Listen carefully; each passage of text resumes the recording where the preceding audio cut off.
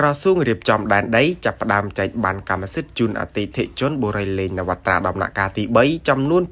2463បានក្រសួងរៀបចំដែនដីនគររូបនីយកម្មនិងសំណង់បានបើកពិធីប្រគល់បានកម្មសិទ្ធិដល់អតិថិជនបុរីលេងនវត្រាគម្រោងផ្លូវជាតិលេខ 6A និងជ្រៃ100ដំណាក់កាលទី3ចំនួន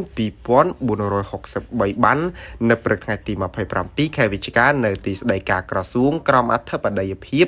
ឯកឧត្តមសាយសំអាលឧបនាយករដ្ឋមន្ត្រីនិងរដ្ឋមន្ត្រីក្រសួងរៀបចំដែនដីនគររូបនីយកម្មនិងសំណង់ឯកឧត្តមសាយសំអាលបានអំពាវនាវសូមអភ័យទោសចំពោះបញ្ហាដែលកើតឡើងកន្លងមកនិងបញ្ជាក់ថាក្រសួងកំពុងខិតខំដោះស្រាយឲ្យបានរហ័សនិងទូលំទូលាយដើម្បីធានាថាអតិថិជនទាំងអស់ទទួលបានសិទ្ធិពេញលេញលើផ្ទះនិងដីឡូអាយុដំបានលើកឡើងថាក្រសួងតែងតែចង់ឃើញប្រជាពលរដ្ឋមានដំបូលជ្រកមានជីវភាពសុខសាន្តនិងមានចំណូលសមរម្យអាយុដំបានផ្ដល់អនុសាសន៍ឲ្យអតិថិជនរស់នៅជាសហគមន៍ល្អ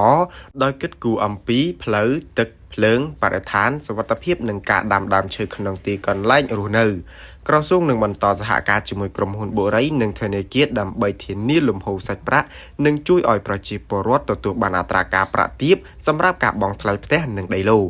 ការចែកបានកម្មសិទ្ធិនិងនីតិវិធីចុះបញ្ជីផ្ទេរត្រូវអនុវត្តរយៈពេល3ថ្ងៃចាប់ពីថ្ងៃទី27ដល់ថ្ងៃទី29ខែវិច្ឆិកាឆ្នាំ